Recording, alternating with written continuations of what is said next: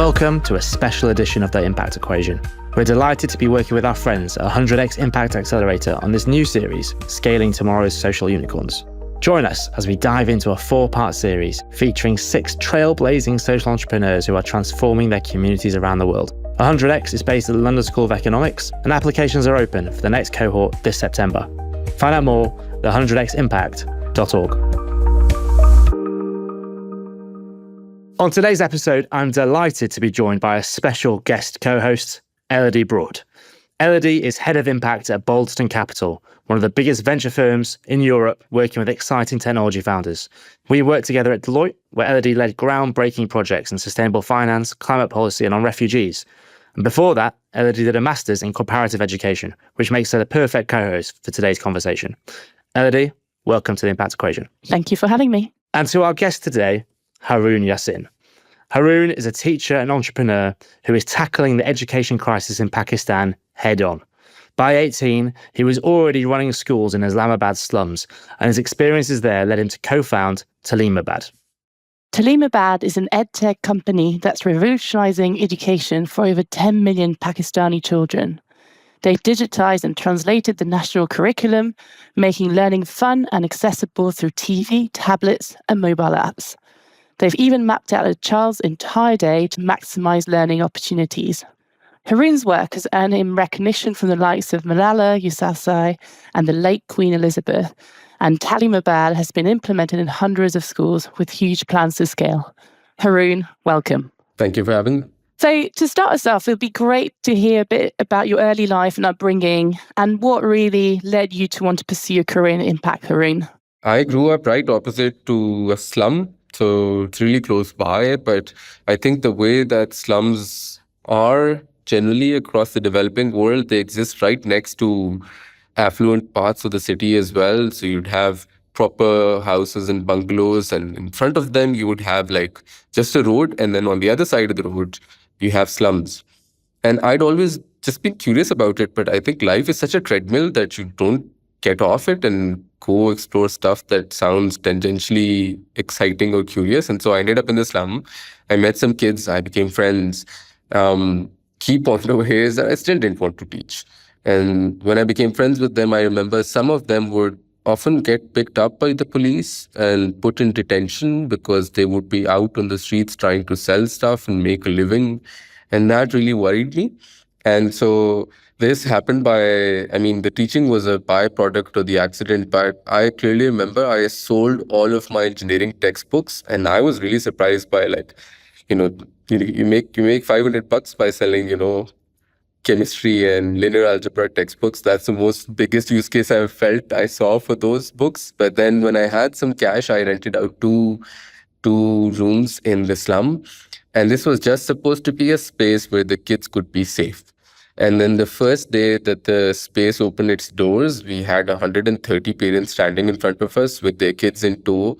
And they were asking what curriculum I teach and what the hours of teaching would be and what kind of certificates they would get. And I didn't have the courage to say, well, it's not supposed to be a school. And so I ended up just responding to what they wanted, and I started teaching. And so that's how the teaching journey started. I still didn't want to call it a school. I didn't for the first 6 months. It would start at 4 p.m. It would end at 8:30 p.m. It was completely different in the sense that the kids were multi-age. They would show up in the classrooms. And then I really rapidly discovered that if I was to teach well, I had to treat it like theater, like art. And this was more about performing and performing really well. And I don't know if enough teachers think about teaching as theater, but you've got to keep the audience on the edge of their seats, especially if they're kids who've been out on the street all day and they're exhausted and they haven't had breakfast nor lunch. And when I did it this way, I felt that was the only way to do it. But when I used to do it this way, I found that my kids would simply hit a different stride. I think the performance would rope everyone in. And I really think about improv as a foundational genesis for teaching. But these kids then really started to outdo themselves. One of my students, he'd been written off by everyone, including his parents. He started learning how to code. He started building things. He now works as an Wow. engineer, 11 years later, 14 years later, actually. One of them found a job in a bank. One of them builds websites for clients sitting in the US. I think once you see that, you can't really unsee it. And so I didn't want to be a teacher. I didn't want to run a school, but that happened in that gap year. And then then I had no choice. So before we carry on into your career journey, I'd love to know, you lived in a middle-class family across the road from a slum, and presumably your friends in the middle-class community, they're not going out into the slum to set up a space, to rent a room, to hire for kids. What was different about you or your upbringing, your family, or the people that you looked up to, or the influences in your life that meant that it was you, that you had that idea to step across the road and to go into the slum and to do, to take that on as a challenge? Yeah, I think the first influence is probably sport. I think sport is that one place where we mix with people, at least in street sport, where you mix with people that you normally don't mix with. They don't go to the same schools. They don't belong to the same socioeconomic strata. That's where I had my first friends who weren't from the same background as I were. And so by the time we were reaching high school, they just, one by one, they would just disappear and they won't show up for our football matches. And at that point, it was like an innocent question. I would go and ask them to show up for our team, but then they couldn't because they were working. And so I think that was the first influence to think about why was it that I had the luxury of doing that and they didn't. And then the second thing was that in 2011, Facebook and all of these social media tools were really spreading fast in Pakistan. And nobody quite expected how fast they would spread. But they were on every phone. And because of that, there were no content controls as well. There was no moderation in those early days. And Pakistan at that point was going through a really tumultuous moment as well, especially with regards to young people and what they could do. And I saw this is still a horrific memory, but I saw this video of two boys being lynched to death by a mob in one part of Pakistan because they suspected that they had stolen something.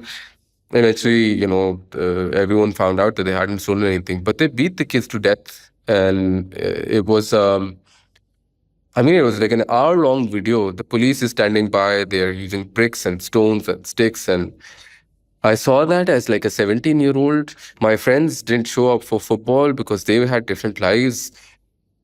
Boys my age were getting lynched in another part of the country. I just felt like, I think as a moral responsibility, you simply can't carry on building your life in the way that you're normally building it if this is what you see around yourself. And so that was the impetus. And then I think Pakistan had this saint. His name was Abdul Star Eidi. This guy lived on the streets, but basically set up the world's largest ambulance network, the world's largest care home for abandoned children. I had the chance at this point when social media was taking off to also listen to him talk about what he felt a life well lived could look like. And I felt like that became really, really influential in my head about what I would define as a well-lived life. Amazing. And so we've heard how you fell into teaching, essentially. And we've also just heard all your different sources of inspiration and the timing of it all. So would you say that you also fell into social entrepreneurship, or was there a much more kind of this time deliberate point in time where you're like, right, I'm going to go off and build a really important venture? I think that more often than not, starting at 18, I think you're really going off of hunches. And so the school happened. And then once the school happened, eventually the school had 120 kids. I couldn't teach them, so I had to hire teachers. And then I had to think about fundraising. But when I fundraised, I had to think about whether we should have a bank account. When I thought about a bank account, I thought about whether we should be registered. When we got registered, everybody started asking me about sustainability. When we did get some sustainability, we had some other teachers on board. Everyone started asking whether we do more than one school or not.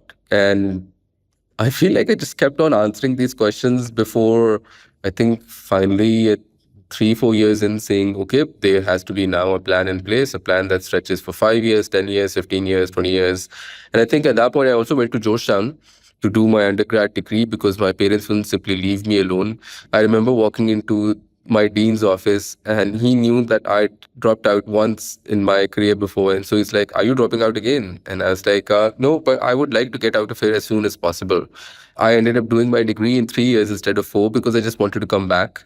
In that time period, I think I was surrounded by all of these people in DC who at the age of like 20 were declaring at some point they'll consider a presidential run, in the US. And I was like, how are you saying that as a 20-year-old?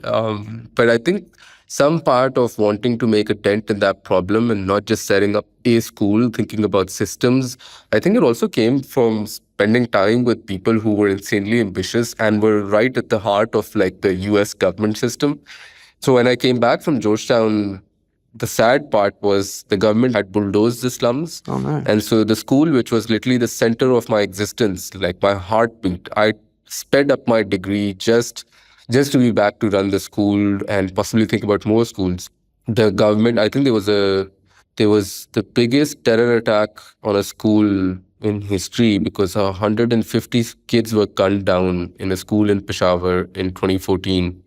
And the government started chasing down suspects, and everybody wants a scapegoat. And the people in the slums were the scapegoat. So they started bulldozing the slums.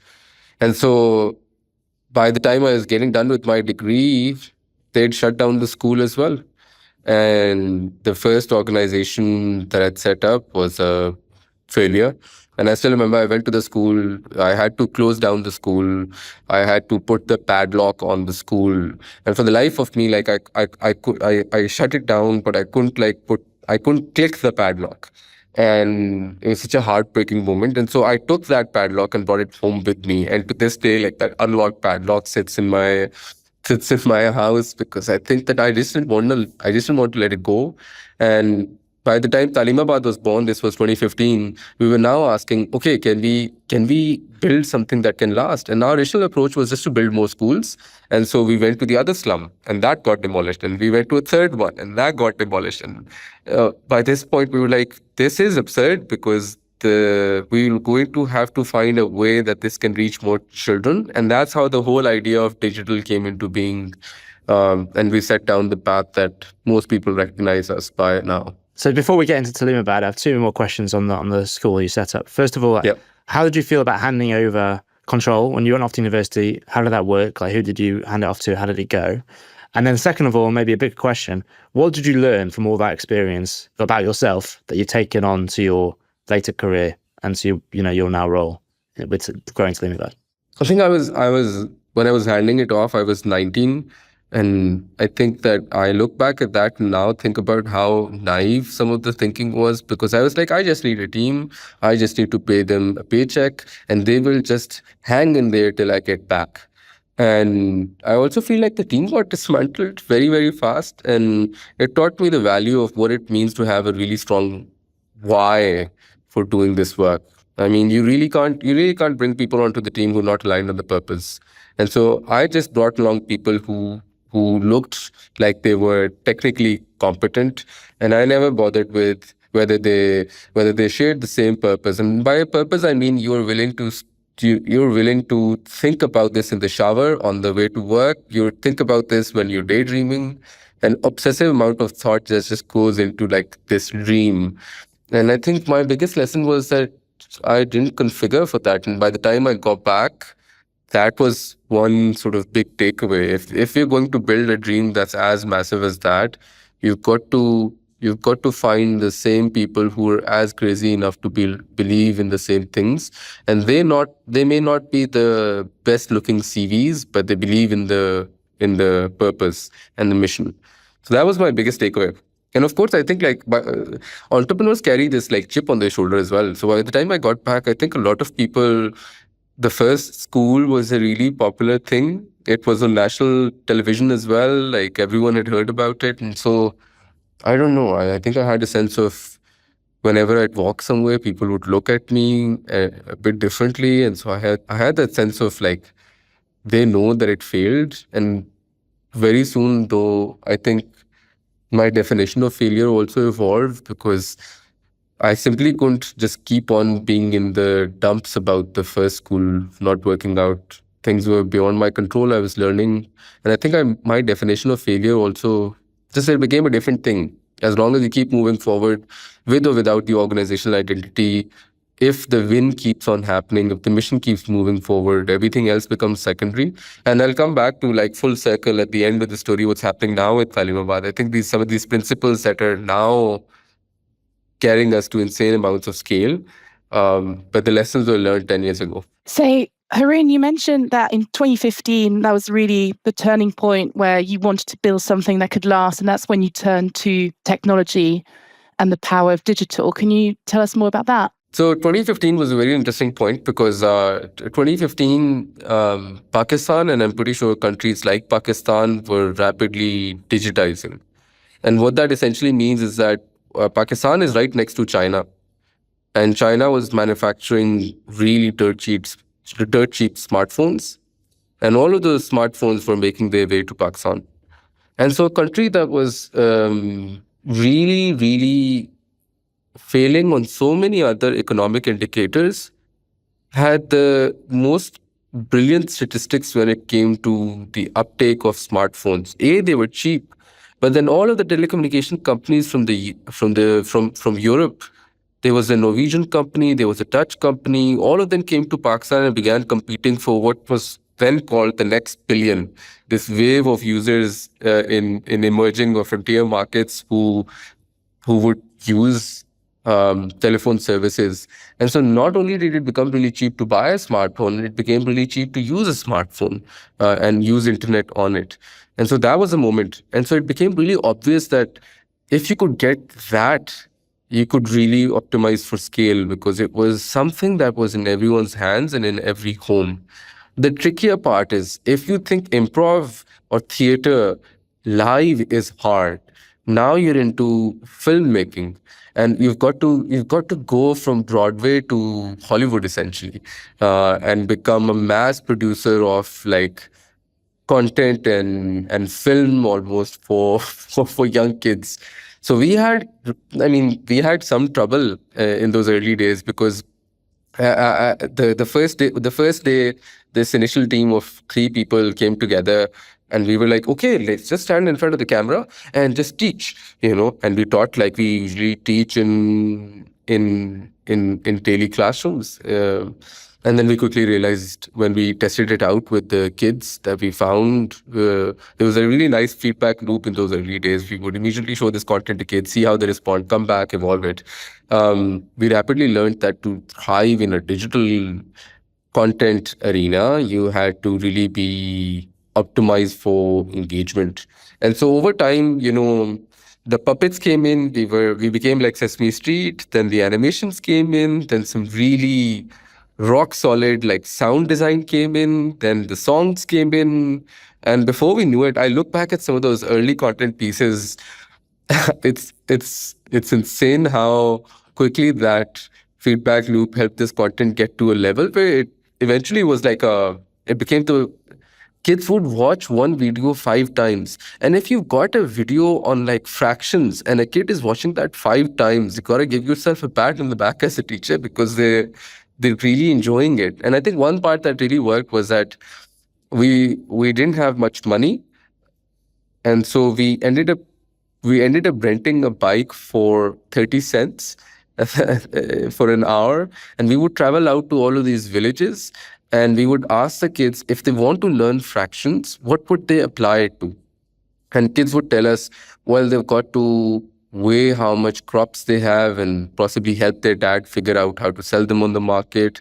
And then all of the content and the stories became optimized for the lives that the kids had. And so it became viral very, very quickly. We would put it up on YouTube and then the videos would have 5 million views or 3 million views.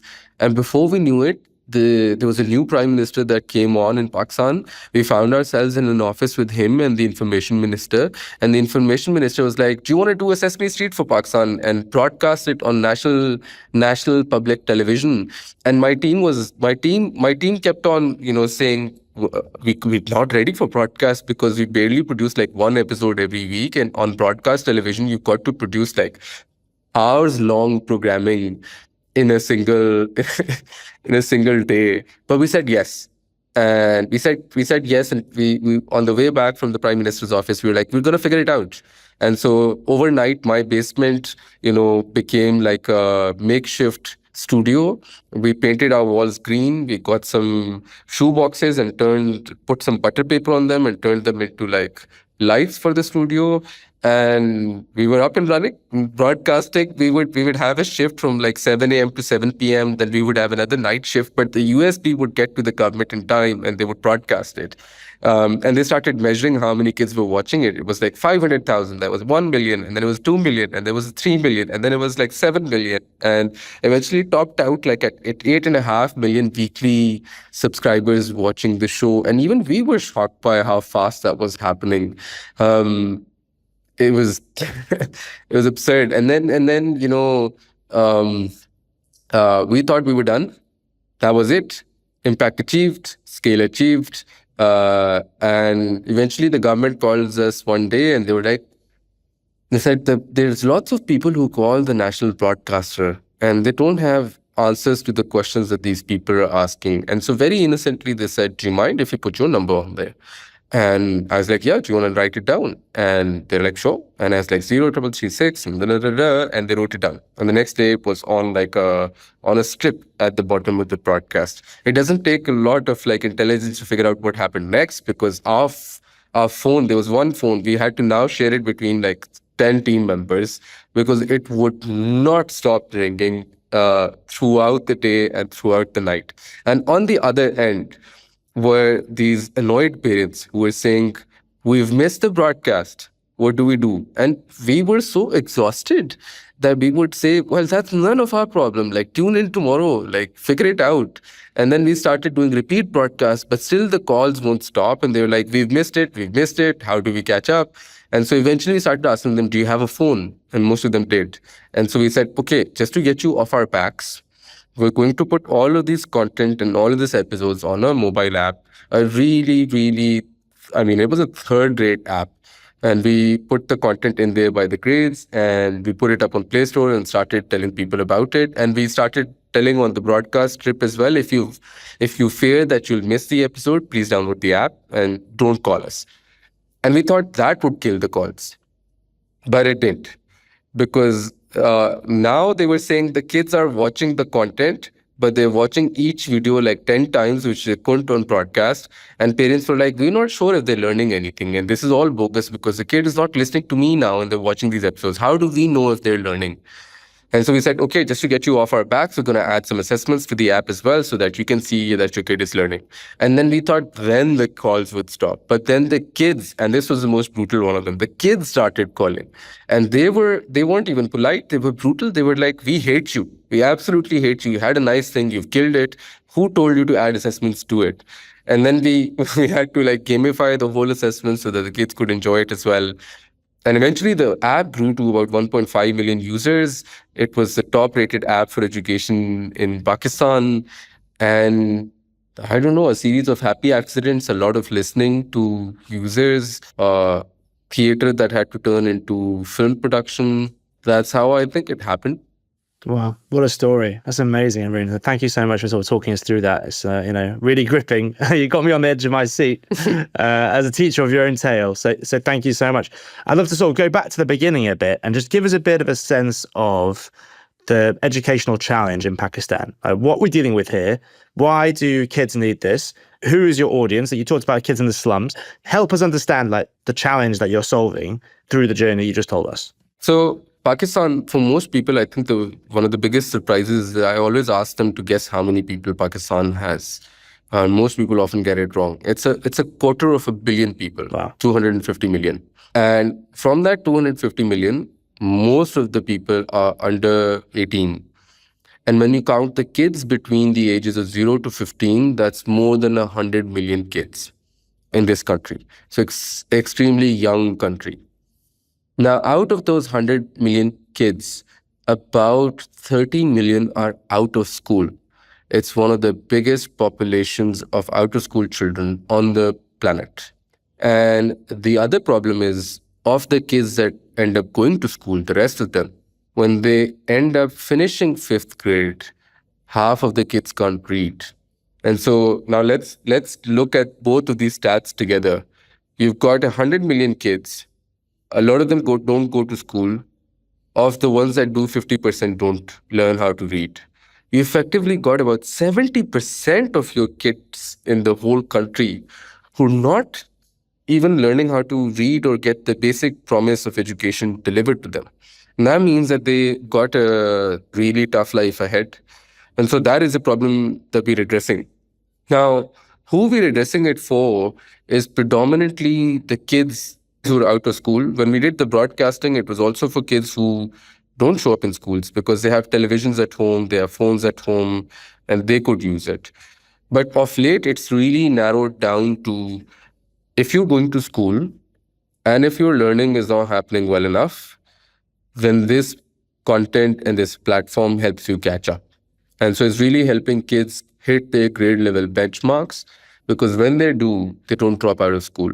And of this overall population that you described, I guess I'm aware that in Pakistan and lots of other countries, there is a big sort of gender inequality challenge as well. So can you tell us a little bit more about maybe focus on girls as well and how Taleemabad is helping with that?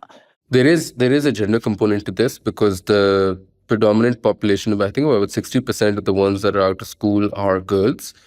And it was really interesting that when we started producing this show that would be broadcast on television, the lead character was a little girl. And the intent behind setting up that whole show around girls was to encourage more girls to think of schooling, to think about professional growth, to think about going to school. And also, eventually we discovered that parents were also watching the show with their kids. And so then it became a mechanism to deliver these important messages to those parents as well. We'd hit all of these milestones by the time we got to like a 5-year mark of setting up Taleemabad. This is 2020. And so the entire organization sat together and we said, how happy are we with where we are? And I think by this point, Rafi, we'd gathered a group of really crazy people who had bought into the purpose. But naturally, they were all ambitious. And so everyone said, unanimous, we're really unhappy with where we are. And so when we dug deeper, I think it was that we had like a lot of breadth, a lot of children watching these TV shows, a lot of children downloading the app and using it obsessively. But we didn't have a lot of depth and a lot of predictability in how we were creating this impact. And I think that's when Taleemabad really became hyper-focused on how it wanted to use all of this like fantastic stuff that we developed to have a predictable, reliable, repeatable way to change systems at scale. And what ended up happening, I'll just sort of really quickly summarize. Our team sat down and we drew these circles around the kid. Every kid in Pakistan, as with the rest of the globe, every teacher understands this. They're born with potential. You can't look at a baby in an incubator and say, I don't think they'll have potential, right? We all believe that they're born with potential. Their first contact with learning happens at home with the parent. We will work with the parent to make sure the child has support at home to make sure they learn well. Then the second contact of learning happens with the teacher. And we said we'll also work with the teacher to make sure she's delivering top-notch learning. The third contact happens with this broader ecosystem, right? The government, the principals, the administrators, and their policies and how it affects the child. So we said the starting point, the why, is that we believe in the child's potential, but then we'll work with the parent, teacher, and administrators to essentially configure all of these systems in the service of the child. And so by this point, when we laid these principles down, Taleemabad really, I think it was a major pivot because we said, okay, broadcast cool, app is very cool, but now let's start thinking about it in a systemic way. And so we already had parents at home, and now we started developing content to train teachers. Pakistan is one of the biggest teacher workforces in the country.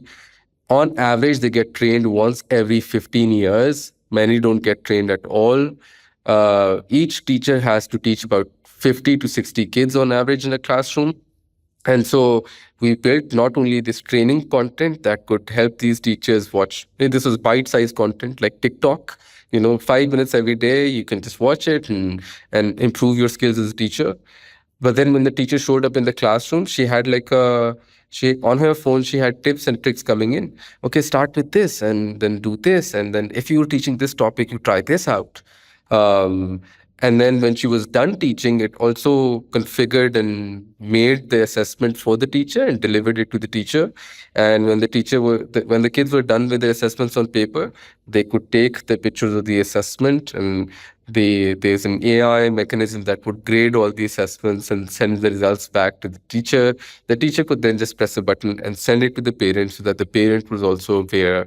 And so you're forming a clearer picture of teacher and parents working in tandem, using mobile devices to make sure the kid at home and the kid in school is served well.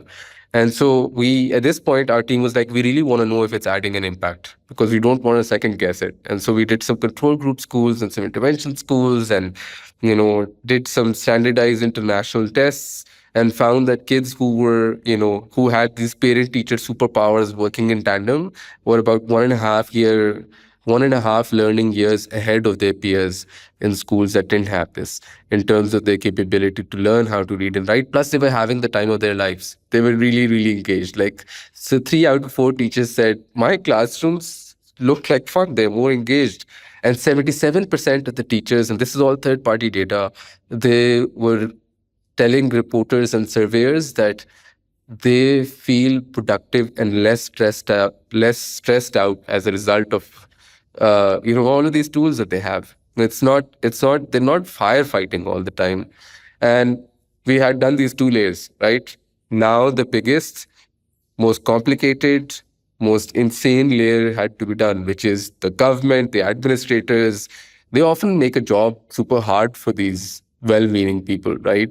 And so we went to them, and one of the first demands we put on the table was, we should figure out ways to motivate and incentivize teachers so that there's never a word called a bad teacher in your vocabulary. I don't know if you've seen this trend, but when we have to criticize anything in education, the first inclination we all have is fire the teacher. There's a bad teacher. The teacher is at fault. And we went to them and said, we firmly believe that positive incentives for teachers, reward them, give them medals, give them bonuses if they do well, but just use positive incentives. And we'll give you tons and tons of data to figure out who should be rewarded. But stop using these negative incentives and threats. And so the government ended up adopting that policy at a state level. And we're talking about the central government. And one thing led to the other, but then they had this whole ceremony. Hundreds of teachers every year, same day every year, they show up. There's tons of data that says why these teachers were selected. The minister shows up.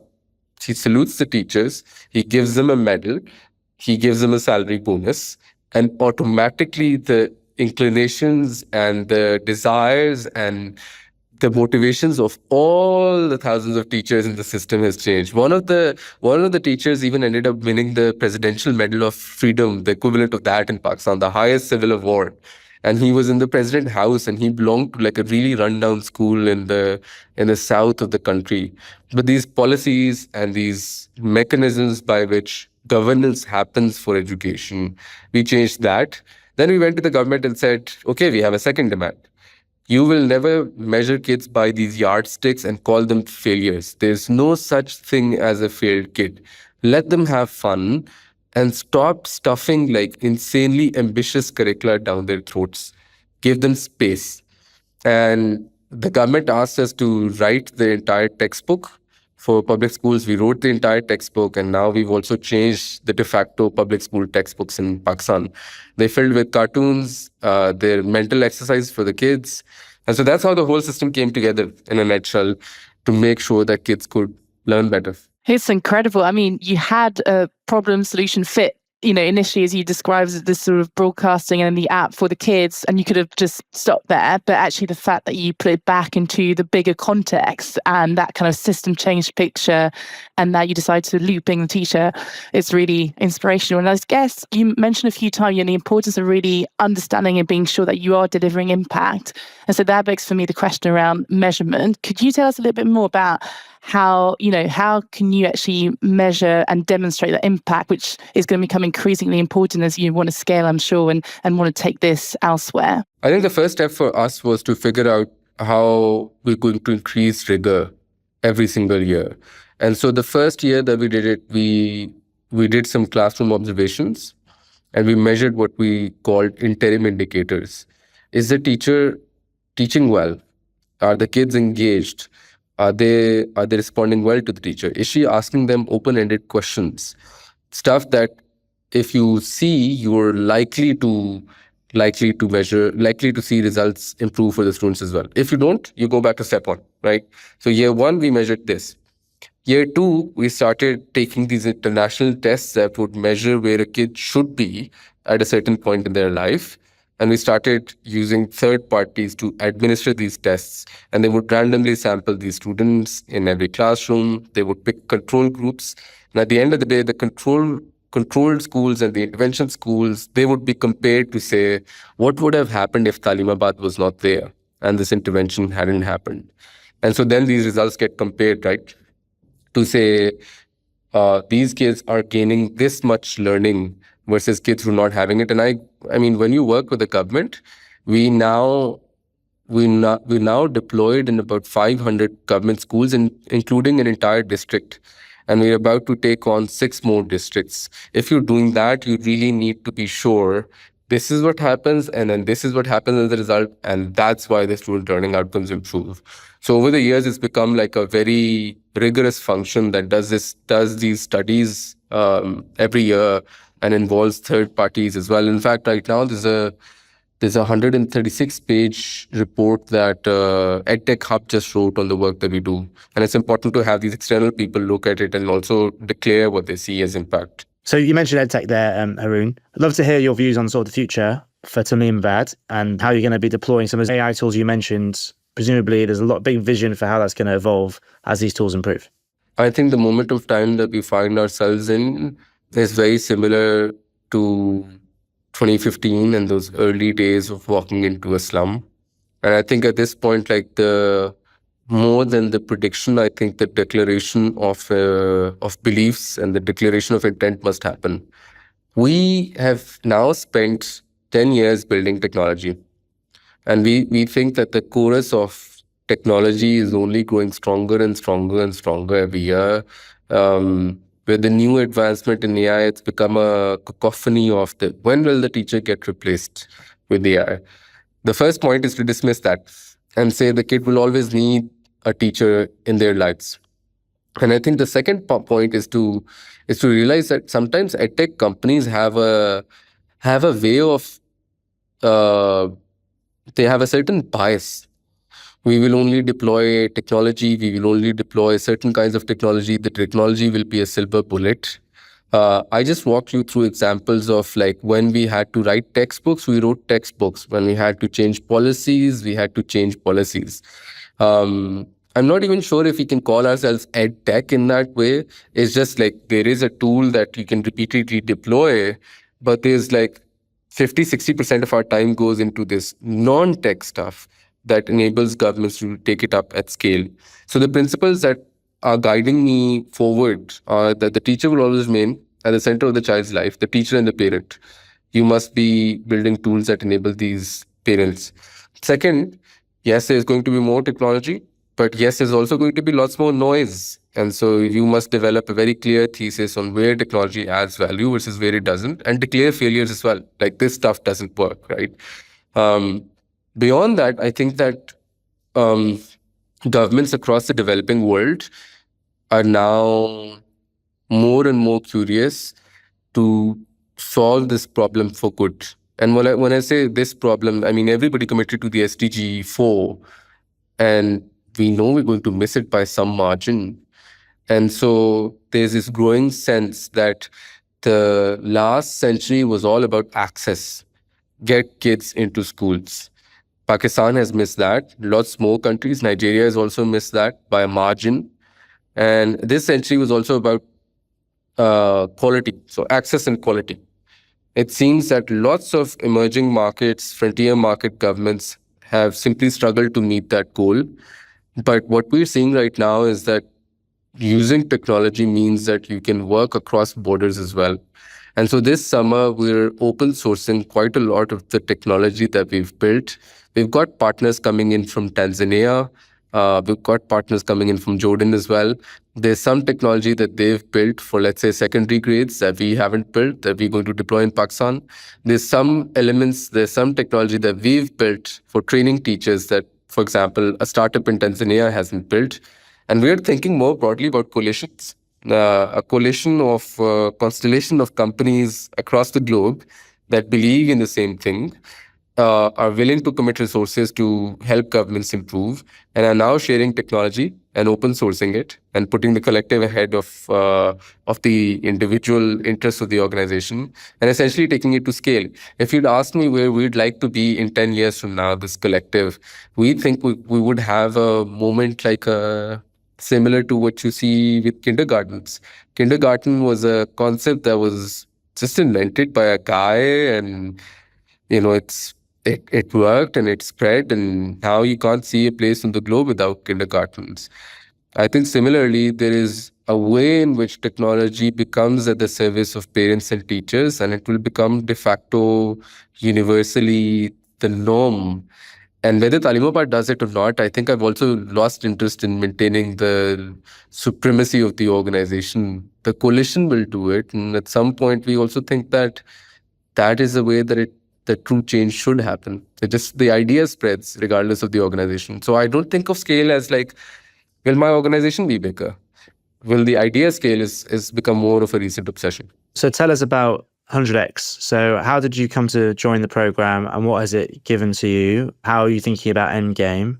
I'd also love to hear a bit more about business model. And you talked about your organization and what's the future. If it's not scale, part of a coalition, what is the business model and how is that going to evolve? So let me tackle the business model first. The business model is that right now the government pays us a standard cost per child per year. So let's say there's 100,000 kids in a district. It costs us $8 per child. So the government pays us $800,000 to the whole district. Now, that is still cheaper than what the government would spend on training all the teachers in the district. It's cheaper for the government by at least 2x. But even for us, there's like margins built into this as well. So because we're delivering it using technology, all of the costs baked in. Essentially, it's cheaper for the government, but still profitable for us to deploy at scale in public school systems. So that's the business model. And that means that governments will put out a request that they're looking to improve their learning outcomes. We will do a bid, they will select us, and that's how we start to do business with the new government. I think with LSE, I came across it. We were the first cohort, so there was not really much traveling around in terms of other organizations that had done it. We just really became fans of this simple idea that if you really think of scale, it must be at the scale of billions. And billions is something that, normally you don't really consider in your 1-year plan, 3-year plan, 5-year plan, 10-year plan. Because to take an organization to the scale of billions means that you can only realistically look at a few end games. First of all, you're really going to stop pretending that it can be sustained service for the scale of billions. Your organization possibly, there's Facebook, there's WhatsApp, there's TikTok, but these are hardly social organizations in that way. In fact, now we realize in Facebook and other tools became quite toxic for young people. If you want to maintain the legitimacy of a solution, then the only end game that you must see is either the government adopts it, a partner adopts it, or someone else ends up working together to scale it. And that means that you've really got to start thinking about not the organizational identity, not the organization's supremacy as the only goal, but you begin to ask what does it take for the government to really adopt it. I think directly as a result of LSE, I think it's very easy to get swept away by your own success and say, okay, we'll sustain it and we will take it to billions. We will become the largest edtech company on the planet. And I think this hubris is more damaging than it does good. And so we came back from LSE and said, okay, what would it take for the government to take this up, and not take this up in the sense of become a customer? Take the service and run it themselves. And instead of paying us even $8, maybe pay us like nothing at all or a small fraction of the money to really deploy it. And it worked. I mean, when we came to LSE, we had no government contracts. We had no revenue, almost none, I think. By the time, I mean, we finished LSE, and now 1 year later, we're close to, in the first year, we multiplied revenue by 40x, took it to $1 million. And $1 million coming in from the government in a emerging frontier market is something. But then this year multiplied it to $2 million. It's less about the revenue that you bring in, though. What we really ended up doing was building the government's capacity so that they could run the solution even in our absence. And that, I think, as an end game, government adoption, partner adoption, we even gave up the identity. If you come to Pakistan and ask everyone what Taleemabad does, they'll be like, we're actually not sure about that. But you ask them about something called the National Institute of Excellence in Teacher Education, they will say, we know about that. And they will know, they will rave about it, because that's essentially Taleemabad white labeled so that the government can claim credit for it, so that they can parade it as something that they've built. They can be proud about it. So we even gave up the organizational identity to make sure that this could essentially scale. Amazing. I'm really sorry, Haroon. We've come to the end of our time together. I've got so many more questions, but I guess the last one is about yourself as a sort of really inspirational impact leader, making a huge difference in Pakistan, and mentioning lots of other geographies as well. Like, what's next? What's your big dream? I think the big dream is that 10 years from now, especially I think 10 years from now is 2035. 10 years from now, I think there will be lots of AI in this world. There will be lots of ease in this world. I think it will matter even more what being human is like. And I think that schools will need to be reconfigured and learning will need to be reconfigured for that new world. And I think it goes back to some of these basics that we often forget in the race to school kids and to get them to pass benchmark after benchmark after benchmark. And we did it because there was a need of the world to supply labor for the industrial growth of the world. My dream is that we get to popularize an approach, even if it involves technology, across the globe. At least 1 billion kids, that's a substantial number of kids across the globe who have the skills needed to survive in a completely, radically different world. And those skills are more often than not character, grit, conscientiousness, critical thinking, stuff nobody talks about. But I hope that becomes the de facto purpose of education. And we get to cherish and bring up human beings are really human. And that's how we coexist in a world dominated by AI. Wow, well, a bit of a profound place to finish. Thank you so much, Haroon. It's been a real privilege to chat to you and to hear about your incredible story, and good luck to you and everything you're doing in the future. Thank you. Thanks for having me. Thanks, Arodi. Thank you. So, Elodie, Haroon, what an amazing guy, what an amazing story. What did you take away from the conversation? I mean, I could have sat here and listened to him all day. I guess as someone who considered a career in, a teaching career and a career in ed tech as well, and didn't end up pursuing either of them, but I'm still at the start of the career, so who knows?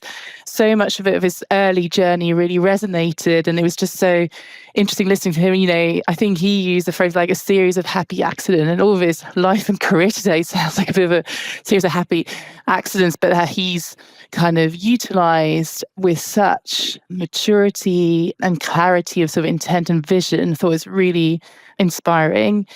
And then I guess now this ambition of scaling this to billions, but also having the humility of saying it's not going to work just by us, one organization doing it by ourselves, and actually really highlighting the importance of partnerships. I thought was really spot on.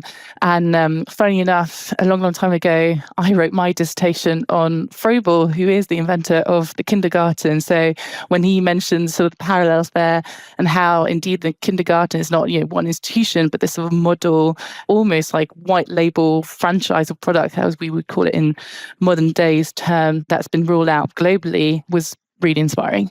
Yeah, amazing. I think the main thing I took away is just the maturity of the thinking around the role of technology We hear all these scare stories about AI and about trust in that space. And to have somebody like Haroon who is pioneering in the role of technology and education in a way that is humble, that is thoughtful, that is, thinking about the child first, it's really reassuring. And so it's incredible that he got to the scale he's got to and has that vision for the sort of broader scale beyond. I love the story about finding himself in the Prime Minister's office and finding himself doing Broadway and now into Hollywood, and now, he's now YouTube for education in Pakistan, but effectively, I think he's obviously got an amazing eloquence. He's really got fantastic poise. Feels like somebody that really has got a long way to go. This is a platform for him to go on to even greater things. I'm sure we'll hear about Haroon in the future. We had a little chat with him at the end. I think what he said, and we didn't sort of cover it in the discussion, was the biggest barrier to him and Taleemabad is Pakistan and Pakistan's sort of role in the global consciousness. He talks about what he's doing and people sort of switch off when he talks about the fact that it's in Pakistan. And that feels like a real shame and a real miss. And we can, hopefully through this platform and others, raise the consciousness of what he's doing and the sort of application, obviously within Pakistan, but obviously beyond as well. And it feels very similar to the conversation we had with Neha from IntelliHealth, another 100x portfolio venture, who are using telehealth technology to scale access to healthcare. It's the obvious use case for technology, and it's somebody doing it from a social impact perspective. It is revenue generating. It is commercially viable. It is potentially profit making, as it is with Taleemabad, but it's being done with a social impact journey and scale opportunity in mind. And those are the kinds of organizations that we need to help to scale, help to accelerate. That's why 100x is so amazing, pursuing that. I know that's why I'm really excited to have made these connections with these people now, because I'd love to follow their journeys and if possible, contribute to them, because these are really the future of our social services around the world. And I think Adam loves to sort of, when we have these conversations, Adam loves to sort of make the point that we can learn so much from here in our supposedly developed countries, from these supposedly developing countries. I don't see in the UK today the equivalent of Taleemabad taking root in my children's education in their primary school. Now, they have like some apps for timetables. Obviously, the teacher sends emails back home, but there isn't like a engaging, easily accessible digital platform for them to do learning like he's described in Pakistan. So there's so much that we can learn from what they're doing. So it was an amazing story. Do you think we could have access to the platform and give it a little go ourselves? Let's definitely do that. Great idea. Elodie, thank you so much for joining us. Fantastic to be with you on the Impact Equation. Definitely have you back in the future if you're up for it. Absolutely. You know where to find me. Thank you so much for having me. And thanks to Haroon and to 100x. And until next time on the Impact Equation.